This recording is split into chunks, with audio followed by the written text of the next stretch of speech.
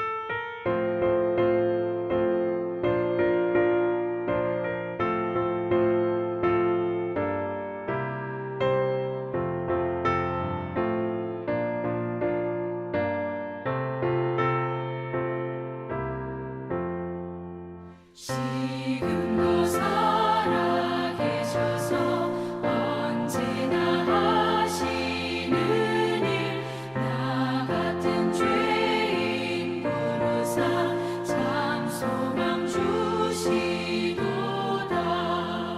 주 앞에 내가 엎드려 그 이름 찬송함은 내 귀에 들린 말씀 중 귀하신 이름 예수.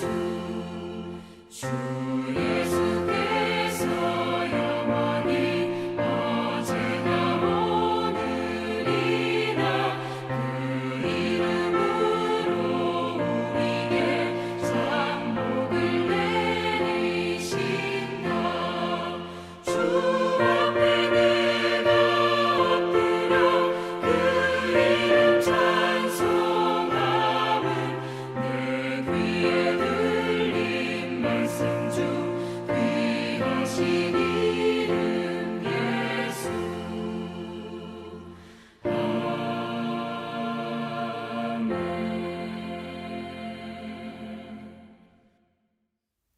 이 시간 교독문 117번 교독하도록 하겠습니다. 광야와 메마른 땅이 기뻐하며 사막이 백합화와 같이 피어 즐거워하며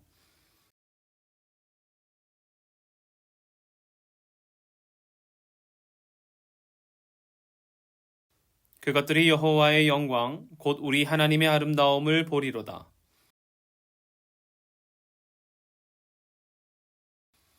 겁내는 자들에게 이르기를 굳세어라. 두려워하지 말라. 보라 너희 하나님이 오사.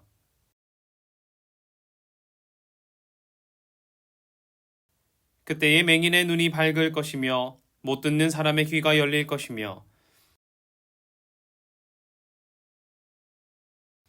이는 광야에서 물이 솟겠고 사막에서 시내가 흐를 것임이라.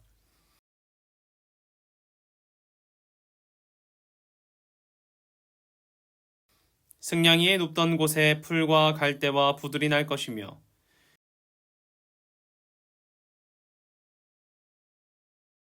깨끗하지 못한 자는 지나가지 못하겠고 오직 구속함을 입은 자들을 위하여 있게 될 것이라. 아멘. 사도신경으로 우리의 신앙을 고백하겠습니다. 나는 전능하신 아버지 하나님, 천지의 창조주를 믿습니다. 나는 그의 유일하신 아들, 우리 주 예수 그리스도를 믿습니다. 그는 성령으로 잉태되어 동정녀 마리아에게서 나시고 본디오 빌라도에게 고난을 받아 십자가에 못 박혀 죽으시고 장사된 지 사흘 만에 죽은 자 가운데서 다시 살아나셨으며 하늘에 오르시어 전능하신 아버지 하나님 우편에 앉아 계시다가 거기로부터 살아있는 자와 죽은 자를 심판하러 오십니다. 나는 성령을 믿으며 거룩한 공교회와 성도의 교제와 죄를 용서받는 것과 몸의 부활과 영생을 믿습니다. 아멘. 다 함께 찬송가 105장 찬양하겠습니다.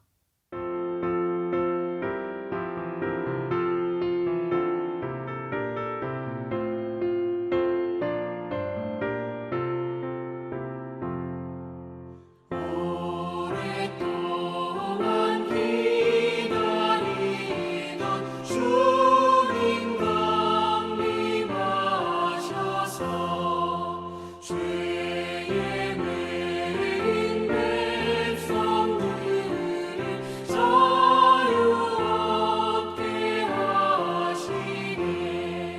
주는 우리 소망이요 힘과 위로 되시니 오래 기다리던 백성 많은 복을 받겠네. 모든 백성 구하려고 임금으로 오시니 영원토록 우리들을 심히 다스리시네. 죄로 상한 우리 마음 은혜로서 고치고 주의 빛난 보좌 앞에 이르도록 하소서. 아멘. 기도하겠습니다. 하나님, 이 시간 예배 가운데 나온 첸나이 한인 장로교회 믿음의 성도들 가운데 은혜를 더하여 주시옵소서. 우리가 어려움을 겪었지만 주님 더하여 주신 힘과 은혜로 말미암아 잘 정리하고 다시 예배할 수 있는 공간을 마련해 주시고 그곳 가운데 함께 모일 수 있도록 하나님께서 우리를 불러주시니 감사드립니다. 어려움을 지났지만 그곳 가운데 예수 그리스도로 인하여 세워질 예배와 오직 주님만을 사랑하며 높일 우리 첸나이 한인 장로교회 가운데 주님의 은혜와 사랑을 더하여 주실 줄 믿사오니 허락하여 주시옵소서. 무너진 곳을 세우는 것처럼 우리의 삶의 무너진 부분, 주님 없이 살아가던 우리의 모습들을 제하여 주시고 그곳 가운데 예배를 세울 수 있는 믿음의 백성들 되게 하여 주시옵소서. 그리하여 우리가 살아가는 가정과 회사와 삶의 모든 곳곳 가운데 예배와 그리스도를 세워나가는 주의 백성 되길 원하오니 허락하여 주시고 주의 능력과 힘을 더하여 주시옵소서. 성탄절을 준비하며 예수 그리스도를 기대하며 하루하루를 살아가는 자들 되게 하여 주시고 주님과 동행하며 살아가는 우리 되게 소망하오니 허락하여 주시옵소서. 찬양할 때에 영광 드리게 하시고 기도할 때에 우리의 모든 것 토로하게 하시며 말씀 들을 때에 주님 더하여 주시는 빛으로 말미암아 깨달음 더하여 주셔서 이 땅 가운데 주님께서 우리에게 주신 사명을 발견하고 그 사명대로 살아갈 수 있는 우리 되길 원하오니 주님 우리를 이끌어 주시옵소서. 예배 가운데 우리가 참되게 신령과 진정으로 예배하게 하여 주시고 혹 예수 그리스도를 알지만 교회에 나아오지 못하고 있는 자들이 있다면 그들 가운데 동일한 은혜 더하여 주시고 함께 이 공동체로 나와 주를 예배하게 하여 주시옵소서. 예배를 위해 헌신된 자들과 예배를 사모하는 모든 자들에게 주님 찾아가 주시고 이외에 있는 모든 순서 가운데도 주님의 은혜와 평강이 충만히 임하기를 소망합니다. 사랑합니다. 살아계신 예수님의 이름으로 기도합니다. 아멘. 함께 말씀 읽겠습니다. 오늘 본문은 마태복음 3장 1절부터 12절입니다. 그때에 세례 요한이 이르러 유대 광야에서 전파하여 말하되 회개하라 천국이 가까이 왔느니라 하였으니 그는 선지자 이사야를 통하여 말씀하신 자라. 일러스되 광야에 외치는 자의 소리가 있어 이르되 너희는 주의 길을 준비하라. 그가 오실 길을 곧게 하라 하였느니라. 이 요한은 낙타털 옷을 입고 허리에 가죽띠를 띠고 음식은 메뚜기와 석청이었더라. 이때에 예루살렘과 온 유대와 요단강 사방에서 다 그에게 나아와 자기들의 죄를 자복하고 요단강에서 그에게 세례를 받더니 요한이 많은 바리새인들과 사두개인들이 세례를 베푸는 데로 오는 것을 보고 이르되 독사의 자식들아 누가 너희를 가르쳐 임박한 진노를 피하라 하더냐. 그러므로 회개에 합당한 열매를 맺고 속으로 아브라함이 우리 조상이라 생각하지 말라. 내가 너희에게 이르노니 하나님이 능히 이 돌들로도 아브라함의 자손이 되게 하시리라. 이미 도끼가 나무 뿌리에 놓였으니 좋은 열매를 맺지 아니하는 나무마다 찍혀 불에 던져지리라. 나는 너희로 회개하게 하기 위하여 물로 세례를 베풀거니와 내 뒤에 오시는 이는 나보다 능력이 많으시니 나는 그의 신을 들기도 감당하지 못하겠노라. 그는 성령과 불로 너희에게 세례를 베푸실 것이요 손에 키를 들고 자기의 타작마당을 정하게 하사 알곡은 모아 곡간에 들이고 쭉정이는 꺼지지 않는 불에 태우시리라. 아멘. 반갑습니다. 첸나이 한인장로교회 믿음의 성도 여러분, 여러분의 일상이 다시 회복되고 이전보다 더욱더 큰 평강이 임하기를 간절히 기도합니다. 오늘은 대림절 셋째 주일입니다. 원래는 대림절 하면은 예수 그리스도의 오심을 기억하고 기대하면서 우리의 삶에 적용해 나가는 시간인데 이번에는 무너진 것들을 돌보고 다시 세우기 위해 고군분투하고 집중하느라 대림절의 의미를 잘 살펴보지 못한 것 같아 아쉬운 마음이 있습니다. 그러나 우리 믿음의 성도 여러분들께서 일상에서 주님 오심을 기대하고 사모하는 믿음의 군사 되리라 믿습니다. 지난주 우리는 메시아를 기대하는 마음, 곧 폐허된 곳에서 우리를 건지실 메시아, 그리고 하나님 나라를 고대하고 기대하는 이스라엘의 마음을 살펴보았습니다. 우리의 무너진 현실 속에 임재하실 하나님, 그리고 무너진 것들을 다시 세우실 하나님을 기대하는 것의 시작이 어떤 것이라고요? 성탄절이라는 것이죠. 하나님께서 이 무너진 땅 가운데 하나님의 계획을 실현하는 그날, 그 시작점이 어떤 것이라고요? 성탄절 아닙니까? 이제 이 성탄절을 한 주 남겨두고 있습니다. 그렇다면 이번 일주일을 어떻게 보낼지 우리 한번 같이 고민해 보지 않겠습니까? 예수 그리스도의 오심을 기대하고 고대하면서 이번 한 주를 어떻게 보낼까 고민하는 우리 되었으면 합니다. 여러분도 잘 아시다시피 이 복음서는 예수님의 행적과 가르침이 기록되어 있는 말씀입니다. 그러므로 이 이야기의 주인공이 예수님이라는 것을 단번에 알 수 있어요. 아니, 교회를 다니지 않는다고 하더라도 이 성경책과 이 복음서의 주인공, 기독교의 핵심이며 중심이 바로 예수님이라는 것을 모두가 알지요. 그리고 성경을 읽다 보면 이 복음서는 예수님의 이야기를 따라 이 제자들의 시각에 따라서 구성된 책이라는 것도 알 수 있습니다. 마태복음에서는 마태의 시각으로, 누가복음에서는 누가의 시각으로, 그리고 마가에서는 마가의 시각으로 기록하고 있다는 것이죠. 여러분, 그런데도 참 재미있게도 이 예수님을 주인공으로 그리는 복음서의 시작은 예수 그리스도가 아니라 오히려 세례 요한의 활동으로 시작이 됩니다. 예수님의 이야기인데 예수님의 이야기보다 세례 요한의 이야기가 먼저 나온다는 것에 여러분 어떤 의미가 있을까요? 그의 활동과 그의 이야기가 예수 그리스도의 활동에도 의미가 있고 중요한 위치를 차지한다고 우리가 이해할 수 있을 것입니다. 여러분, 그렇다면 왜 복음서는 예수님의 이야기에 앞서서 요한의 이야기를 배치해 두었을까요? 여러분, C.S. 루이스의 나니아 연대기라는 책이 있습니다. 그 책을 읽다 보면 참 재밌는데 두꺼운 책을 펼치면서 이제 책을 읽다 보면 처음에 이런 얘기가 나옵니다. 다른 공간에 살고 있는 한 마녀가 지구로 넘어와서 도시를 파괴하는 이야기가 있습니다. 그러다가 다시 자기가 살던 이제 판타지 세계로 들어가는데 작은 쇠 막대기 하나를 들고 와요. 그리고 그것이 그 판타지 세계의 바닥에 딱 던져집니다. 그런데 이제 그 쇠 막대기가 나중에는 큰 가로등이 되어서 불빛을 비추는 이야기가 나옵니다. 너무 재밌더라고요. 이 한 챕터를 읽어나가는데 정말 쉬지 않고 있습니다. 깜짝깜짝 놀라고 너무나 재밌게 읽었나는데 정말 저를 놀라게 하는 것 중에 하나가 이것이었어요. 무엇이었냐면 지금까지 너무나 재밌게 읽었던 그 이야기가 본 내용이 아니라는 것입니다. 프롤로그였다는 거예요. 아니, 무슨 프롤로그가 이렇게 재밌어 라고 생각하면서 책을 읽기 시작합니다. 그런데 막상 뒤에 얘기를 읽어보면 본편과 이 프롤로그가 그렇게 연결되는 것 같진 않아요. 물론 조금씩 연결되어 있지만 직접적인 이야기는 없습니다. 예를 들어서 아까 말씀드렸던 그 작은 이 쇠막대기가 가로등이 된 것이 이제 본편에서 아이들이 나니아 세계로 넘어갔을 때 불빛을 비추는 가로등이었다. 이 정도의 이야기로 이해할 수 있어요. 그러나 이 프롤로그가 있었기 때문에 본편의 이야기에 더욱더 매료될 수 있었습니다.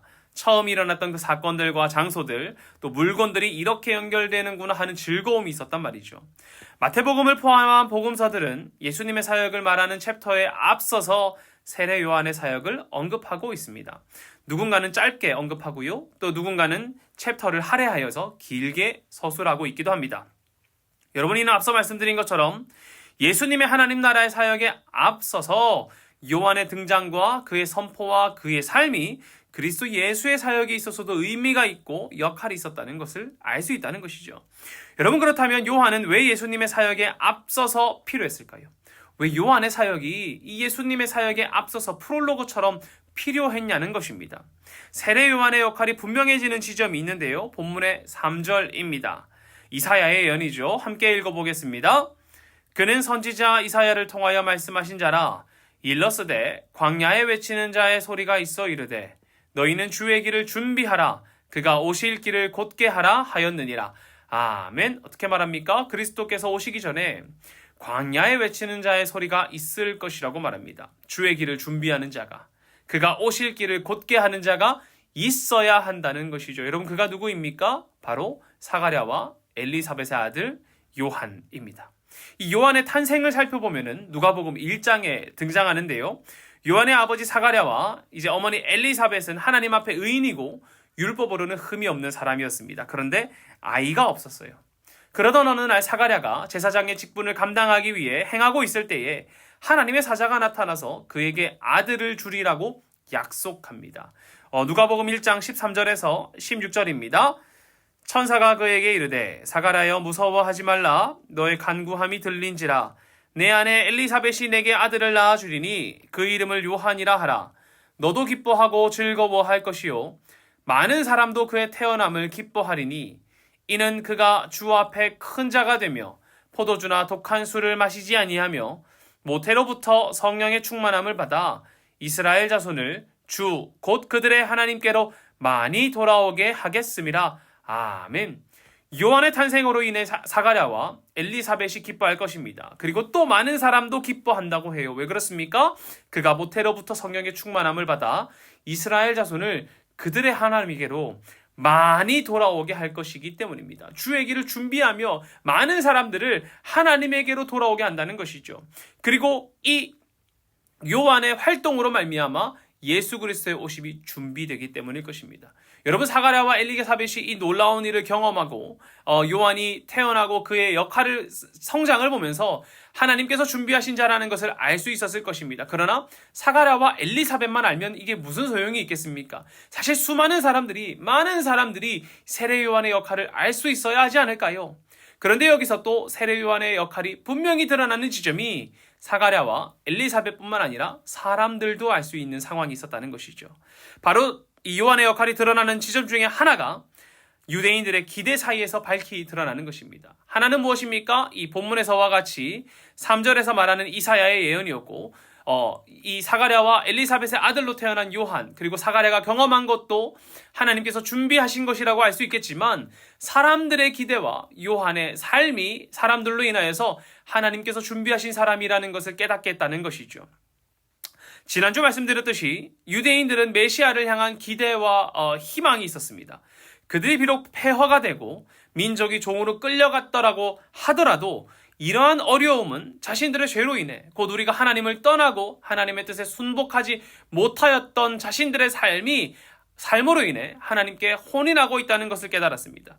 그러니 다시 하나님께서 우리에게 오시면 우리가 주님의 말씀에 순종하고 율법을 철저히 지켜나간다면 주님께서 오셔서 우리를 회복해 하시리라는 믿음이 있었다는 것이죠.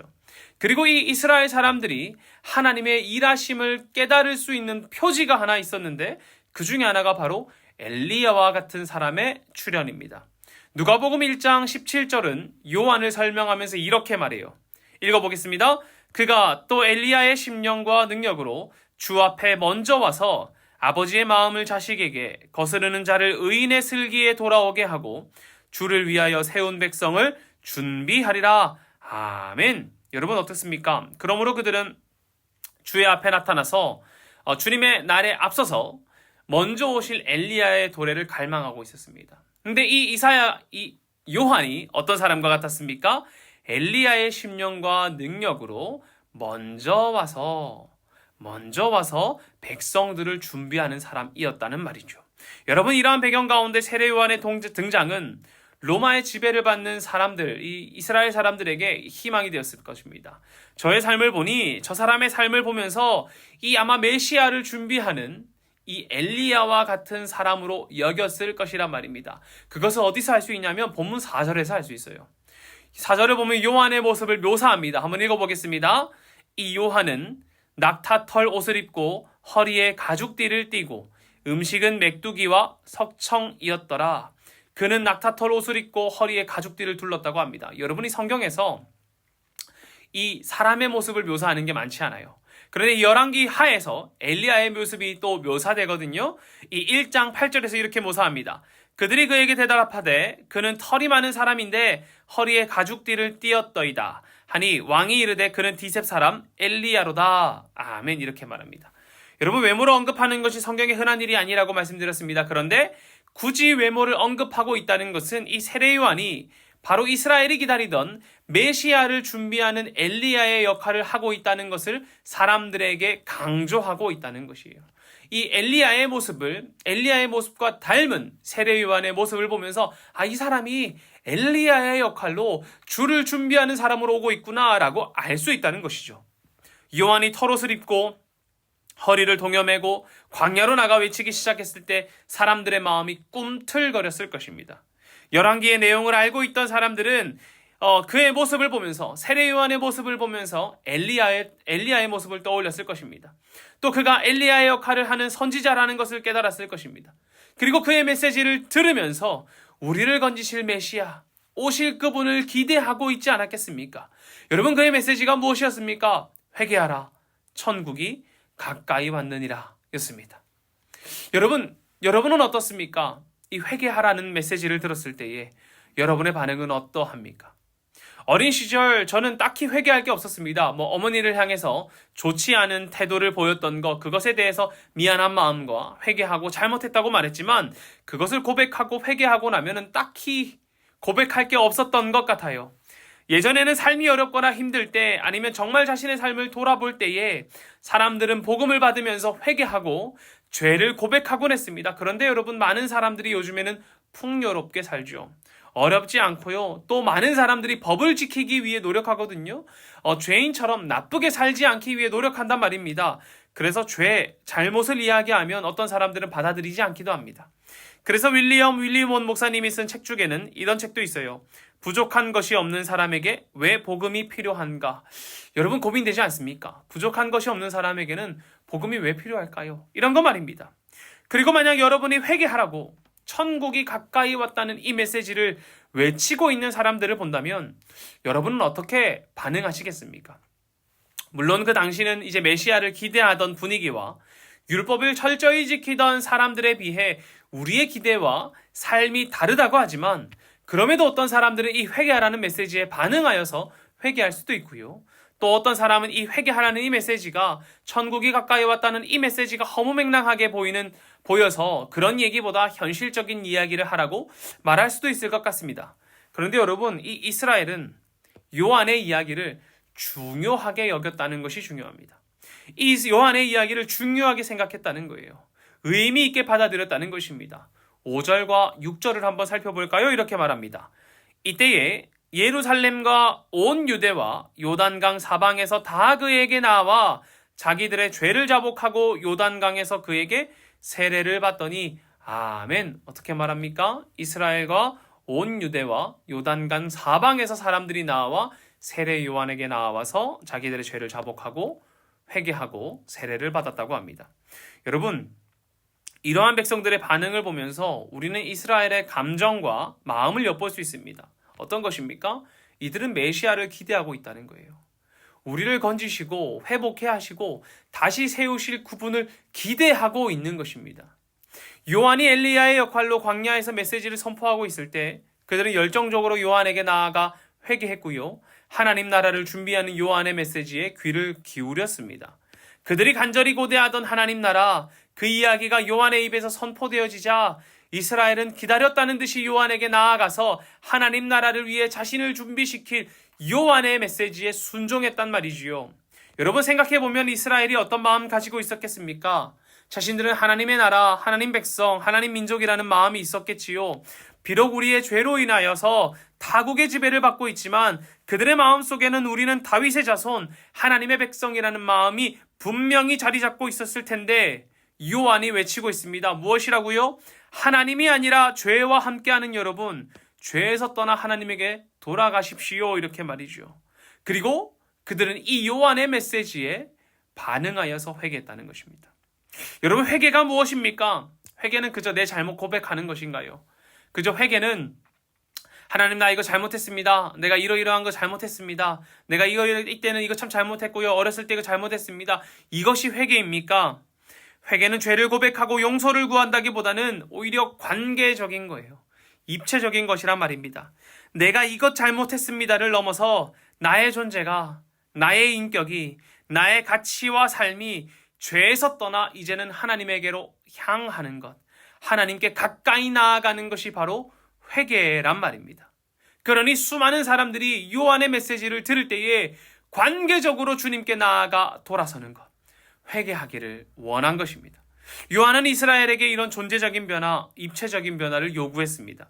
그가 외치는 회개하라는 말은 그저 죄를 고백해서 면죄부를 받으라는 것처럼, 면벌부를 받으라는 것처럼 하는 것이 아니라 너희의 삶을 돌이켜서 하나님께 가까이 나아가는 삶을 선택하라는 존재적인 변화를 촉구하는 것입니다. 여러분 이러한 존재적인 변화를 거친 사람에게 요한이 무엇하고 있습니까? 바로 세례를 주고 있는 것이에요. 하나님에게로 나아가겠노라. 내 삶이 돌이켰노라. 고백하는 사람들 말입니다. 그러므로 여러분 세례를 받는다는 것은 하나의 그저 이벤트를 거치는 것이 아닙니다. 그는 하나님 나라를 맞이하며 죄인된 나의 삶을 돌이키고 나의 행동을 돌이켜서 주님께로 가까이 가기로 결정한 자, 그리고 그에 합당하게 살아가겠노라 결정하는 사람이 받는 것이 바로 세례인 것입니다. 하나님 나라를 위한 삶의 변화, 죄에서 돌이켜 하나님께로 나아가는 이 준비를 누가 해야겠습니까? 여러분 우리 모두가 해야 되지 않을까요? 성탄절을 준비하면서 우리가 어떤 마음 가져야겠습니까? 예수 그리스도를 기대한다면 오늘 이스라엘과 같이 기대해야 되지 않겠습니까? 그리고 세례 요한의 메시지를 듣고 우리도 마음을 돌이켜 주님께로 나아가야 하지 않겠습니까? 이름의 변화가 아니라 삶의 변화를 요한은 예수님을 준비하는 이스라엘에게 촉구하고 있는 것입니다. 여러분 오늘 본문의 7절을 보면 바리새인들과 사두개인들이 세례를 베푸는 요한 앞으로 오고 있는 것을 볼 수 있습니다. 여러분 이들이 어떤 사람입니까? 누구보다 하나님께 가까이 나아가려고 노력하는 사람들이죠. 사람들에게 말씀을 가르치고 경건의 행위를 하는 사람들이 이 바리새인들과 사두개인입니다. 그런 그들에게 요한이 어떻게 외치고 있습니까? 7절에서 9절입니다. 요한이 많은 바리새인들과 사두개인들이 세례 베푸는 데로 오는 것을 보고 이르되 독사의 자식들아 누가 너희를 가르쳐 임박한 진노를 피하라 하더냐. 그러므로 회개에 합당한 열매를 맺고 속으로 아브라함이 우리 조상이라 생각하지 말라. 내가 너희에게 이르노니 하나님이 능히 이 돌들로도 아브라함의 자손이 되게 하시리라. 이렇게 말합니다. 여러분 누구보다 열심히 말씀을 공부하고 매일 기도하고 말씀을 전하는 사람들에게 바울이 저주와도 같은 말을 하지요. 왜냐하면 그들이 참된 회개, 곧 하나님께 나아가는 것을 하고 있지 않기 때문입니다. 자신들의 존재를 돌이켜서 하나님께 나아가지 않는다는 거예요. 오히려 이들은 자신들이 아브라함의 자손이기에 이 혈통을 가지고 있기에 하나님께서 자신들을 지키신다고 생각했기 때문입니다. 당시 사람들은 하나님의 진노가 임하는 사람들은 하나님께 저주를 받은 사람들, 곧 죄인들이 겪는 것이라고 생각했어요. 그런데 요한은 사람들이 보기에 누구보다 하나님께 가까워 있는 사람들, 곧 바리새인들과 사두개인들에게 하나님의 진노가 임한다고 말한다고 합니다. 스스로 경건하다고 하는 사람들도 참된 회개의 열매를 맺지 않으면, 그 회개에 합당한 삶을 살지 않으면, 하나님께 참되게 나아가고 참된 하나님 만나지 않고 그에 합당한 열매를 맺지 않으면 진노의 대상이 될 수밖에 없다는 것을 외치고 있는 것입니다. 여러분, 이러한 진노는 이미 우리 앞에 9절에서 언급하는 것과 같이 도끼가 이미 나무 뿌리에 찍혀 있다는 것을 말하므로 하나님의 임박한 진노가 하나님 나라의 임하심이 이 땅에 이루어질 것이라고 요한이 선포하고 있는 것입니다. 여러분, 요한의 메시지가 어떻습니까? 아주 강력하지 않습니까? 임팩트 있게 팍 다가오지 않습니까? 그리고 이스라엘이 기다려온 메시아를 준비하는 엘리야의 역할과 일치하기 때문에 사람들의 마음을 흔들었을 것입니다. 그러나 요한은 자신 뒤에 오실 예수 그리스도를 향해 사람들의 눈을 돌리지요. 여러분, 11절에서 이렇게 말합니다. 나는 너희로 회개하게 하기 위하여 물로 세례를 베풀거니와 내 뒤에 오시는 이는 나보다 능력이 많으시니 나는 그의 신을 들기도 감당하지 못하겠노라. 그는 성령과 불로 너희에게 세례를 베푸실 것이요. 아멘.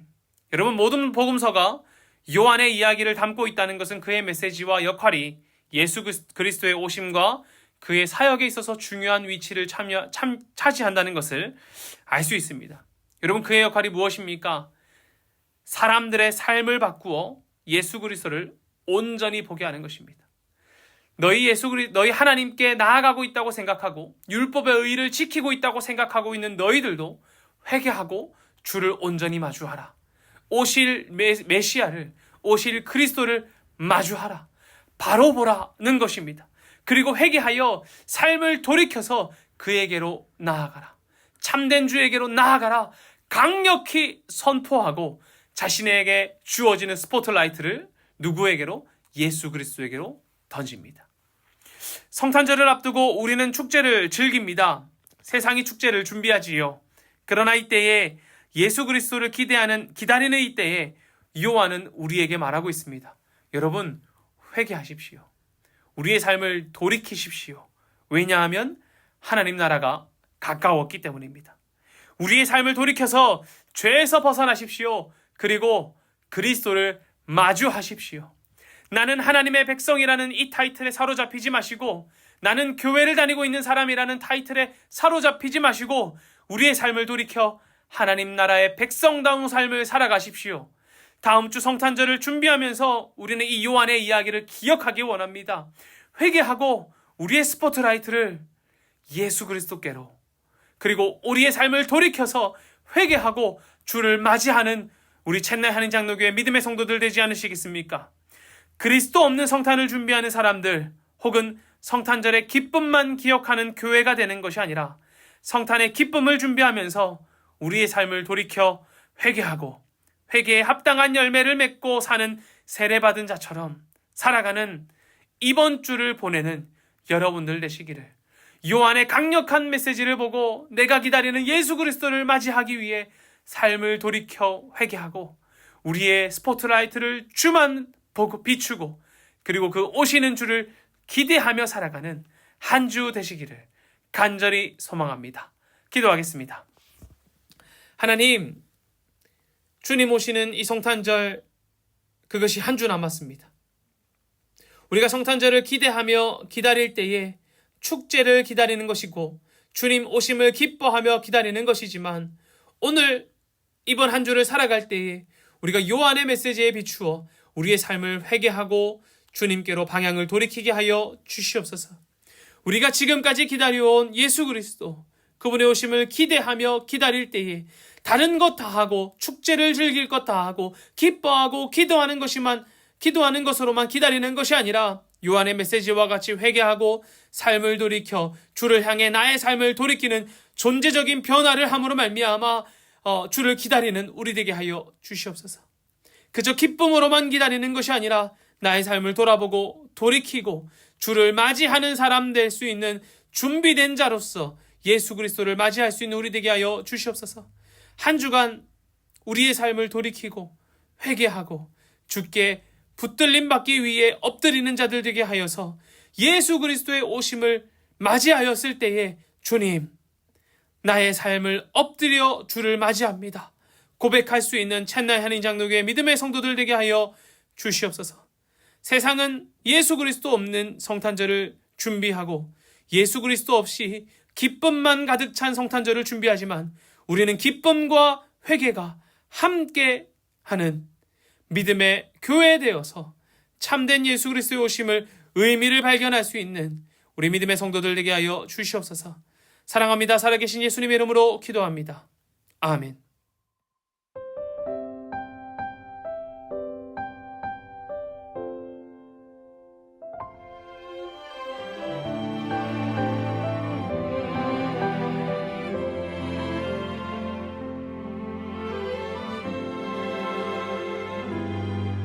내가 누려왔던 모든 것들이, 내가 지나왔던 모든 시간이, 내가 걸어왔던 모든 순간이 당연한 것 아니라 은혜였어. 아침 해가 뜨고 저녁에 노을, 봄의 꽃향기와 가을의 열매, 변하는 계절의 모든 순간이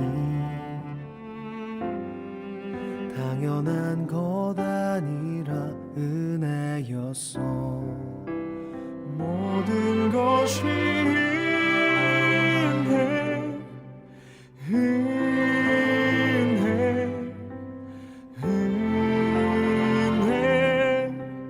한없는 은혜. 내 삶에 당연한 건 하나도 없었던 것을 모든 것이 은혜였어.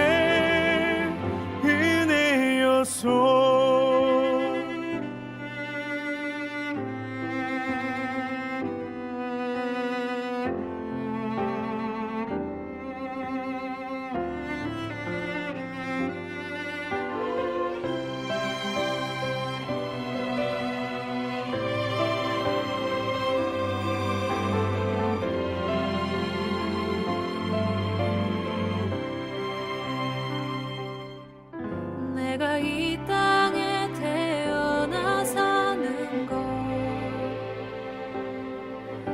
어린아이 시절과 지금까지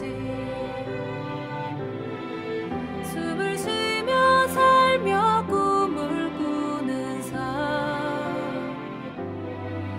당연한 것 아니라 은혜였소.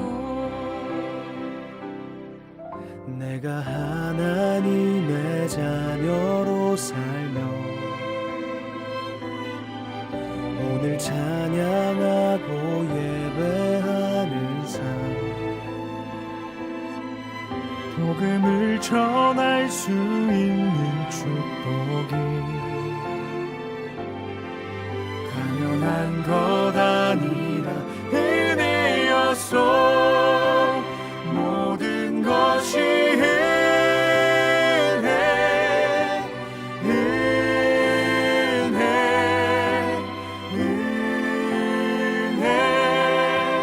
한없는 은혜.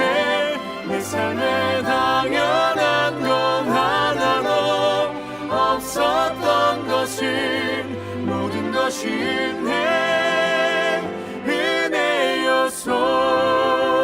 모든 것이 은혜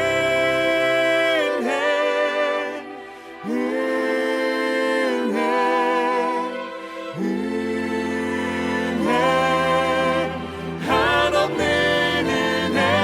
내 삶에 당연한 건 하나도 없었던 것을 모든 것이 은혜였소.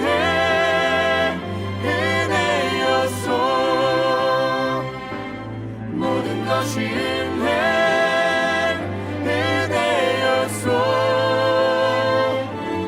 모든 것이 은혜였소.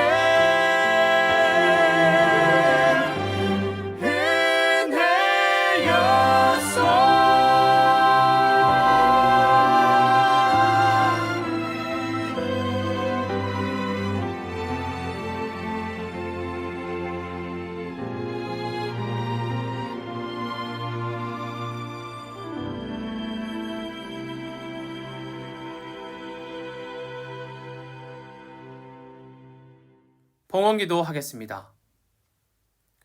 하나님, 주님 주신 것의 일부를 떼어 하나님께 돌려드립니다. 11조로, 선교헌금으로, 감사헌금으로, 주일헌금으로 드리는 모든 손길 가운데 하나님의 은혜를 더하여 주시고 이 물질들이 사용되는 그곳 가운데 하나님께서 기뻐하시는 곳에 사용되어지게 하시고 주님께서 눈동자처럼 지켜보고 계신 그곳 가운데 이 물질들이 사용되어지게 하여 주시옵소서. 어느 것 하나도 허투루 사용되지 않고 하나님 나라를 위하여 하나님 기뻐하시고 우리 모두가 인정하는 그곳 가운데 사용되어질 때에 주님의 은혜와 주님의 싹과 주님의 복음의 씨앗이 심기게 하시고 또 싹이 나게 하시고 열매 맺게 하실 줄 믿습니다.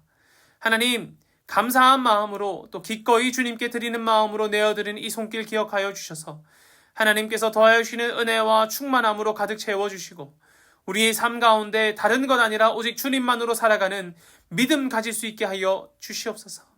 물질 드릴 때에 우리의 원과 비전 또한 올려드렸습니다. 하나님의 때에 하나님의 방식으로 성취하여 주시고 우리가 또 하나님의 일하심을 볼 수 있는 믿음 또한 도하여 주시옵소서. 사랑합니다.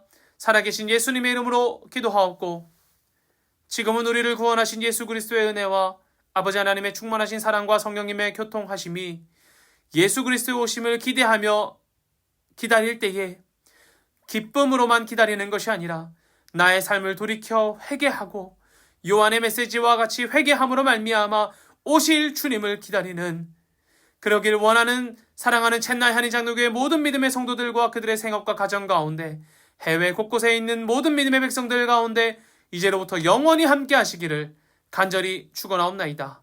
아멘.